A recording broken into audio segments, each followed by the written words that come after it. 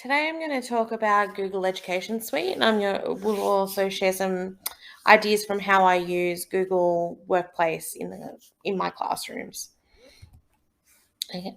But prior to doing that, I would like to acknowledge the Cadigal, Wangal, and Badiagal clans of the Darug tribe, the first peoples of this area who walked this land before us.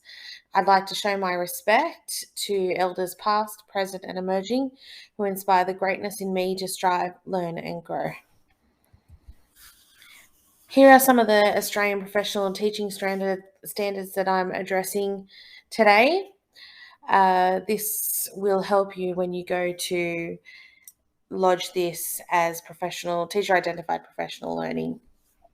Lots of ICT standards to be addressed. What you can expect from this presentation is to learn a bit more about me, to learn why we are going for Google as a school. I'll give you a bit of an introduction to G Suite, to Google Classroom. It's actually called Google Workspace. I made a bit of a typo there, but yeah, Google Classroom, Google Slides, Google Docs, Google Forms, Google Sheets, and then I'll give you some information about how you can ask me some questions or book in some time with me for a bit of extra professional learning about any of these applications. So a little bit about me. I'm a bit of a nerd. Most of you have recognized that and you've seen my love of technology. I am a certified educator with Google for Education. I'm also Microsoft certified. I'm an Apple teacher and a CISO ambassador. Google versus Microsoft. Personally, I think both of them have their benefits. We use Microsoft Teams at school amongst staff for different reasons, meetings and things like that. It's great for that. But we've also chosen as a school to jump on the Google platform. It aligns a lot with the Chromebooks that we have. We have 121 Google managed Chromebooks. So it aligns great with that, and it is very user friendly and easy for the students to pick up. So why digital? Why move away from books? And I wouldn't even use that term. We're not moving away from books. Technology is a tool that you should be using in your. There are policies that state technology needs to be part of the way you teach your pedagogy. That's not to say there's no room for pen and paper, but we definitely should be having technology throughout the week used as a tool in our lessons.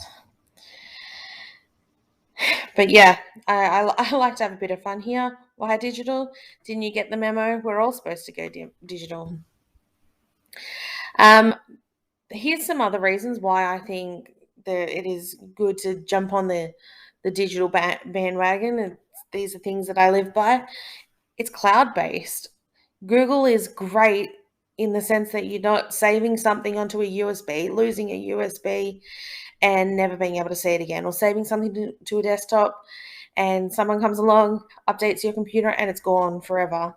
The fact that it's cloud-based means I can go and pick up another device anywhere with an internet connection, log on to my Google account, and what I was working on at school or at home is available in the other place.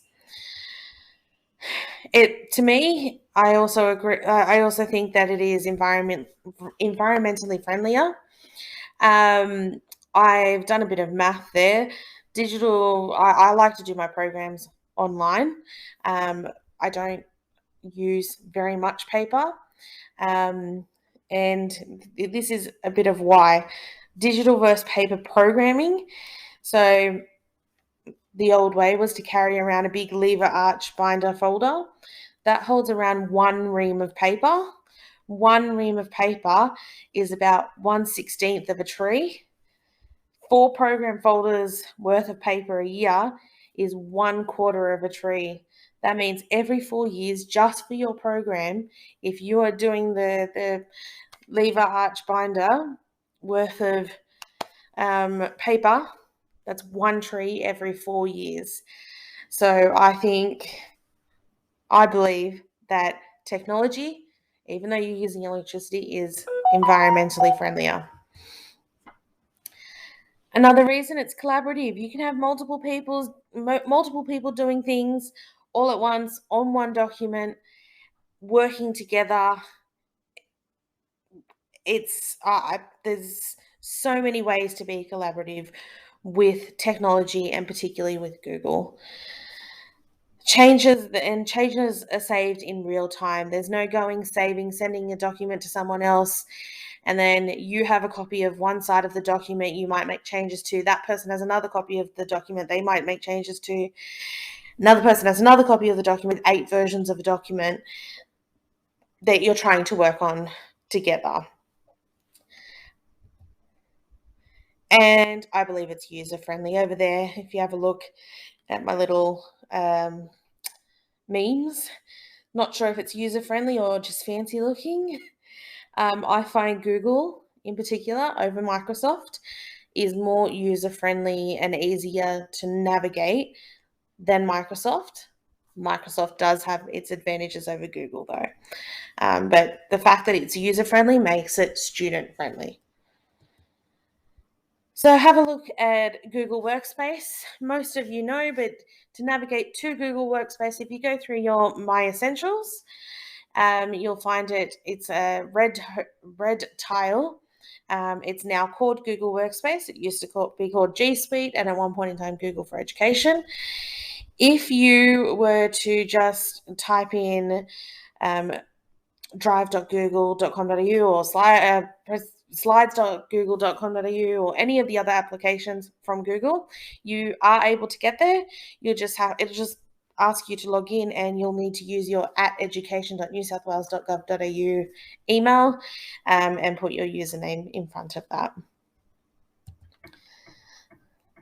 Okay, here are some of the highlighted in pink, some of the main things I use within my classroom practice. I don't find much use for the other applications. And they're some of the things I'll be talking about today. I won't talk about sites. However, the other applications at the top I'll talk about. Okay, so Google Classroom. There's a big push for us with home learning to get onto some platform that students can share their learning, and Google Classroom is great for that. It is a digital version of your classroom. You can access that via the page that comes up when you click on Google Workspace, which is the page that's shown on the right, or you go to classroom.google.com.au. The other way, if you have a look down the bottom here, I'm not sure if you can see my arrow, my cursor, but there's an arrow down the bottom that points to those 9 little dots. Whenever you're in Google applications, those 9 little dots are located on the top right, and clicking on that will open a list of all the Google applications for you to be able to navigate between. Okay, Google Classroom. The first thing I do every time I have a class with technology, I set up a code of conduct, a device code of conduct. I like to have a bit of fun with it, depending on which class and the dynamics of the students. But I definitely set up a code of conduct so that students know what the expectation is with devices, how to use them safely, and ethically is not the word, safely and for the right reasons. They're tools for learning. Devices are tools. I also like to set up a code of conduct for Google Classroom.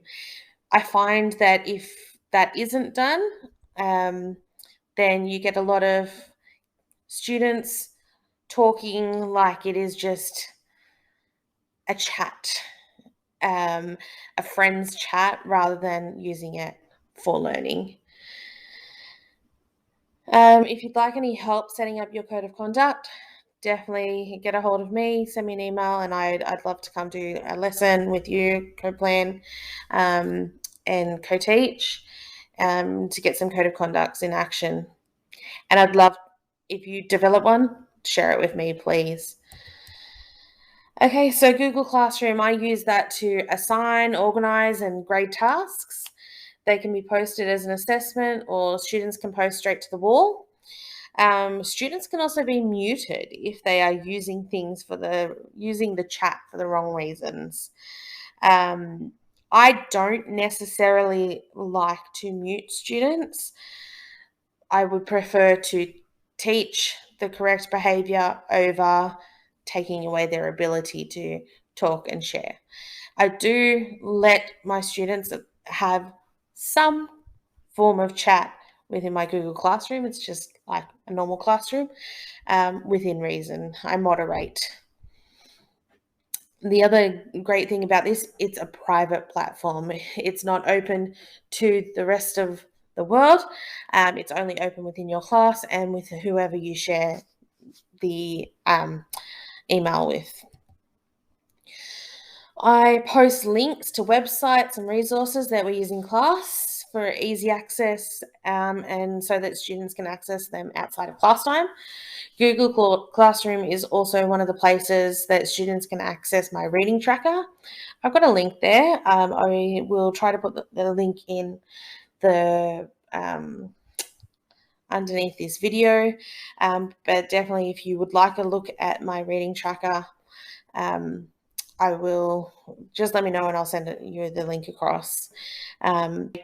Basically what it was, well, still is students read a book and they keep track of what they're reading on the book, answer some open-ended comprehension questions, and you can keep track of the kind of books they like to read.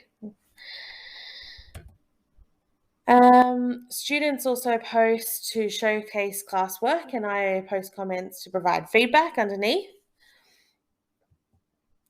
And I keep in touch with my class even when I'm not in class. If you have a look over to the right-hand side, this was part of me setting up my class for success. While I was absent, I actually had an injury at school and I needed to take a few days off. And I had a really rough class at that point in time. So I wanted to let them know I was there even though I wasn't there. And I let them know that I put a posted to the wall, and the students actually, you can see the bit of empathy that they showed underneath, which was great.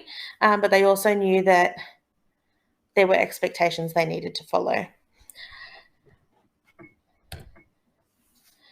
Google Slides. So access to Google Slides is via the same way that you would have via Classroom. You either select those 9 little dots or go in via, I don't know why it says Google Slides at the top, it's actually Slides, but you actually can go in via both of those methods. So Google Slides, I love Google Slides. That's the main way that I present my programs. I love to play around with colors and themes, and ways of sharing learning with the students. And generally, I'll do my whole unit of learning, whether it's a 2-week turnaround or a whole term unit of learning. I will post that whole thing to the Google Classroom, because if a student wants to work ahead, hey, isn't that a great thing? They're learning, they're engaged in their learning. It's at their pace. So I find that really, really great with Google Slides. Highly engaging as well. Some of these decorative slides I got from Slides Carnival and Slides Go-Go. Great places to go shopping for, and when I say shopping, they're free, but shopping for backgrounds. I also use Google Slides to present work on a daily basis. I will display this on the board so that I can be elsewhere working with students. These are my must do and can do tasks during reading groups. I've also got a reconciliation week activity. Um, my maths program, displaying my spelling program, daily and weekly overviews, class profiles you can see down the bottom. And I also use it with students to publish and present their work. You can see two previous examples at the top about asteroids and gravity during a space unit that we were doing. And currently in the library, stage 3 is working on a book study with me about Flood by Jackie French. And we're going to do a few things with that, but they're presenting via Google Slides. Additional to that, we've got Google Docs. So you can access Google Docs. Oh, back to slides. They're creating the slides and the work is presented to them or given to them via Google Classroom. So then they present back via Google Classroom. Google Docs, so you can access Google Docs via the link on the G Suite Home. This is just like Microsoft Word, but an online version of Docs. Google over Microsoft. Microsoft has their own online version of Word. I use Google Docs as a collaborative collaborative documents with students. This one to the right here is I had my whole class adding in their own row. They had a row each, and they all added to complete this task, all at the same time. I have used it in the past previously to lay out my whole term. I can see everything that I'm teaching across the term.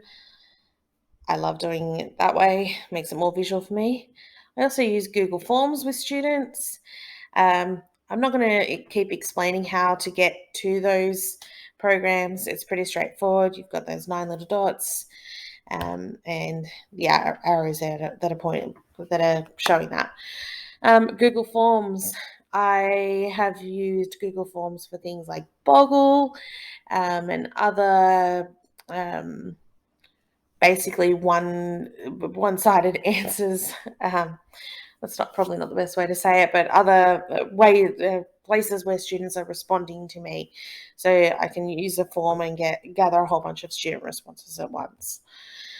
I've used it for classroom leadership applications. Students are able to tick and apply for things. You can ask questions. You can have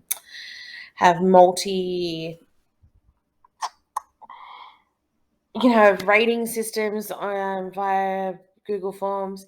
You can have multiple choice, short answer, long answer questions. It's great for stuff like that.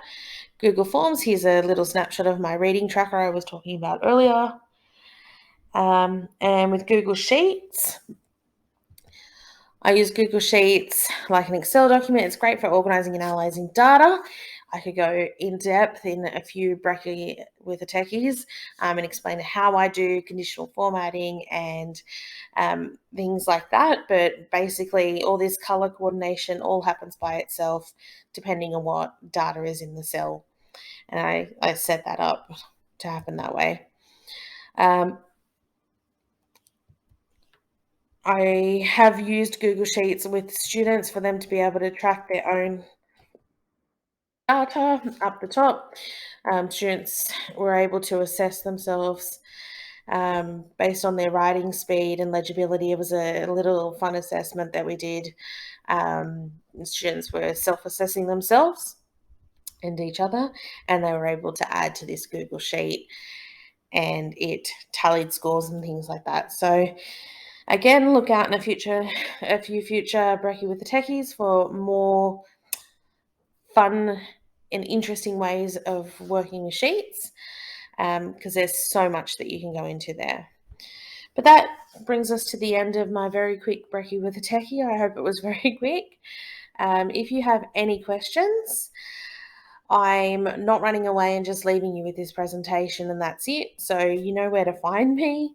If you'd like to organise a session where I come in, co-plan, co-teach, work with you, or a one-to-one sort of coaching session, email me and book in a time, because I really would love to build your skills and confidence with tech.